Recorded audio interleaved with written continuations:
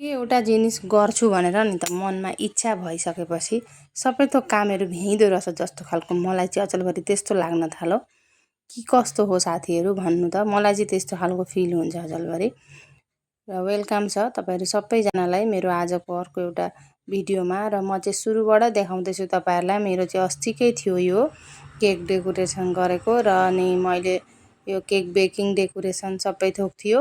र यो बेकिङदेखि नै म तपाईँहरूलाई सुरुबाट भिडियो दिँदैछु, बोर नमानिकन हेर्नु होला। र म पनि त्यस्तै हुन्थ्यो पहिले पहिले, म कसरी भ्याउँछु होला, कस्तो खालको हुन्छ होला जस्तो खालको लाग्थ्यो यी कामहरू सुरु गर्ने अगाडि। र अनि म एक्लै छु, भ्याउँदिनँ होला, केटाकेटी स्कुल पठाउने, हस्बेन्डको स्कुल, घरको काम, त्यस्तो खालको लाग्थ्यो मलाई। तर अचेलभरि चाहिँ अब दोकान पनि भ्याउँछु, यी सब कामहरू पनि भ्याउँछु। कसरी भ्याउँछु म आफै जान्दिनँ अब। र मलाई कतिजनाले प्रश्न पनि गर्नुहुन्छ कसरी भ्याउनुहुन्छ, तिमी कसरी भ्याउँछौ, कसरी टाइम निकाल्छौ भनेर सोध्नुहुन्छ। तर अब जसरी भए पनि आफ्नो मनमा चाहिँ नि त साथीहरू एउटा इच्छा हुनुपर्दो रहेछ कि टाइम त निकालिहालिँदो रहेछ। र तर अब हिँड्न पनि छोड्दिनँ होइन, म हिँडी पनि राख्छु, यस्ता उस्ता सानातिना कामहरू पनि गरिराख्छु। सानै काम भन्नु पऱ्यो अब, तर टाइम चाहिँ पुरा दिनुपर्छ यी कामहरूलाई, अनि मात्रै यी कामहरू गर्न सकिन्छ अब। र दोकानलाई नि होस्, अब फट्टै तपाईँ खाना बस्नुभएको छ या के गर्नुभएको छ, त्यही टाइममा कस्टमर आउनुभयो भने जानु पनि पर्छ। र म खाँदैछु भनेर कस्टमर सबैलाई अड्काउन पनि सकिँदैन। कतिपय कस्टमरलाई मात्रै अड्काउन सकिन्छ, अब जुन चाहिँ हाम्रो घरको छेउको हुनुहुन्छ र तपाईँसँगै मात्रै आउनुहुन्छ हो, त्यस्तो खालको कस्टमरलाई तपाईँहरू एकछिन बस्दै गर्नु ल, या भरे आउनु, म खाना खाँदैछु भन्न सकिन्छ। तर अब कतिपय कस्टमर कहाँदेखिबाट आएको हुन्छ नि, त्यतिलाई त अड्काउन सकिँदैन अब। र अनि त्यसैको बिचमा पनि खोइ कसरी भ्याउँछु टाइम चाहिँ अब म आफै म्यानेज गरिराखेको छु, म आफै नै गरिराखेकी छु अब। र अनि त्यसमा घर फ्यामिलीको चाहिँ पुरा सपोर्ट चाहिन्छ अब, एक नम्बर चाहिँ त्यही हो। र मलाई चाहिँ फ्यामिलीले पुरा सपोर्ट गर्नुभएको छ, घरमा आमाहरू, आमा बुवा हस्बेन्ड सबैजनाले फुल सपोर्ट गरेकाले गर्दा मैले अहिले यी कामहरू गर्न भ्याइराखेकी छु अब। उहाँहरूको सपोर्ट नहुनु भने त म त केही पनि गर्न सक्दिनँ जस्तो लाग्छ अब। किनभने फट्टै मैले केही काम गर्दा गर्दै छोडेर हिँडेछु भने पनि आएर सम्हालिदिनुहुन्छ, या भात पकाउँदा पकाउँदा हिँडेछु भने पनि आएर पकाइदिनुहुन्छ। र त्यस्तो खालको हुँदा मलाई फुल सपोर्ट गरेकाले गर्दाखेरि मात्रै मैले यी सब कामहरू गरेकी छु। र लौ त भन्नु भने मैले यो फेसबुकमा ब्लग बनाउने, भिडियो बनाउनु त मैले आमाले गर्दै मैले बनाएँ अब। सबैजना बनाउँछन्, त पनि बना न, सक्छेस् त, त पनि यत्र यत्र काम गर्छेस्, जस्ट एउटा भिडियो बनाएर हाल्नु त हो, त सक्छेस् त भन्नुहुन्छ। त्यसैको लागि मैले यी सब भिडियोहरू मैले स्टार्टिङ चाहिँ युट्युबबाट गरेकी थिएँ। तर युट्युबमा पनि त्यस्तो मलाई त्यो गरेर राम्रो लागेन के कामहरू। जसरी हामीहरू यो फेसबुकमा यसरी कनेक्ट भइरहेको छौँ, युट्युबमा त्यसरी हुन्न अब। र मलाई चाहिँ युट्युबमा काम गरेर त्यस्तो खास इन्ट्रेस्ट पनि लागेन। त्यही पनि बेला बेला इच्छा जाँदाखेरि भिडियो हाल्छु, नभए हाल्दिनँ अब। र म फेसबुकमा चाहिँ बेसी चाहिँ म फेसबुकमै हाल्छु। र अनि मलाई फेसबुक, इन्स्टा यी सब चलाउन चाहिँ एकदम राम्रै लाग्यो अब त्यो युट्युब भन्दाखेरि। र मैले चाहिँ यतै हाल्छु भिडियोहरू, उता चाहिँ कम्ती नै हाल्छु युट्युबमा पनि, र कम्ती नै हाल्छु। र अनि हेर्नु न, केटाकेटी जति नै खाए पनि त्यो डो खानको लागि रेडी भइरहेको थिएँ, 3वटा थिएँ।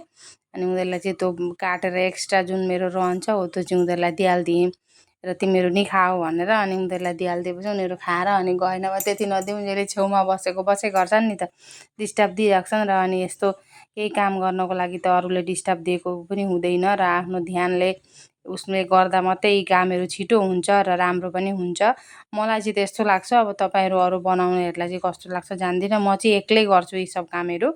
मलाई चाहिँ एकदम डिस्टर्ब गरेको मन पर्दैन यस्तामा। र अनि एक्लै भएर पनि होला, कोही डिस्टर्ब गर्ने पनि नभएर होला, त्यस्तो खालको भएको।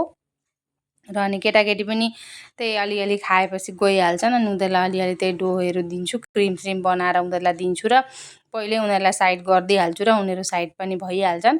अनि त्यहाँपछि डिस्टर्ब दिन आउँदैन। नभए चाहिँ अब पहिले चाहिँ एकदम दिगदार लगाउँथेँ, अब कसरी बनाउँछ के गर्छ भनेर उनीहरूलाई पनि एउटा इच्छा लाग्थ्यो होला हेर्नलाई।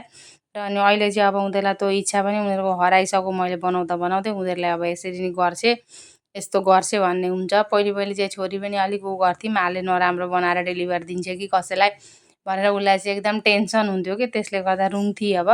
तर अचेलभरि चाहिँ उसलाई म माथि पुरा विश्वास भएपछि चाहिँ माले नराम्रो बनाउँदिनँ अब। र अनि त्यसैको लागि ऊ अचेलभरि हेर्न आउँदिनँ अब। अनि त्यही हो। अनि मैले चाहिँ अब यो छेउको पल्ला घरको भाइको बर्थडे थियो, अस्तिकै थियो, 29 तारिककै बर्थडे थियो, तर मैले त्यो दिनै बनाएको थिएँ। त्यतिकै यो एडिटिङ गर्न पनि भ्याइनँ र अनि आज गरेर अनि म तपाईँलाई दिनु पऱ्यो यो भिडियो भनेर उ गरेँ कि मसँग अर्को पनि केकको डेकोरेटिङको भिडियो छ, त्यो पनि म तपाईँलाई नेक्स्ट भिडियो दिन्छु। र अनि यो भिडियो हेरेर कस्तो लाग्यो भन्नु होला। र अनि डिजाइन चाहिँ सिम्पल थियो, यो चाहिँ एउटा सर्ट हो अनि यो बो अब तपाईँहरूले देखेर थाहा पाइहाल्नुहुन्छ नि कस्तो खालको हो। डिजाइन चाहिँ कस्तो लाग्यो तपाईँहरूलाई भन्नु होला। र अनि मलाई चाहिँ अब कस्तो बनाइदिनु त्यो सानो फुच्चेलाई अनि भनेर सोच्दा सोच्दै अनि अगाडि अब जति उसको सबै प्राय बर्थडेमा मैले 3-4वटा बर्थडेमा केक बनाइसकेँ। अनि कतिवटा डिजाइनका बनाइसकेँ, अब अलग अलगको बनाउनु पऱ्यो नि त फेरि मिल्ला भने जस्तो खालको भयो। र अनि अलग टाइपको बनाइदिनु पऱ्यो भनेर अनि यो बनाएँ। यो चाहिँ अब मैले उनीहरूलाई राम्रै लाग्यो होला, खोइ केही भन्नु भएन, नराम्रो लाग्यो भन्नु भएन, राम्रो छ भनेर भन्नुभयो। र अनि यही हो मेरो केक चाहिँ। तपाईँहरूलाई बनाएर देखेर कस्तो लाग्यो, सरी बनाएर भनेछु, देखेर कस्तो लाग्यो भन्नु होला र कमेन्ट गर्न नबिर्सिनु होला। फेरि भेटौँला अर्को नेक्स्ट भिडियोमा। By by guys.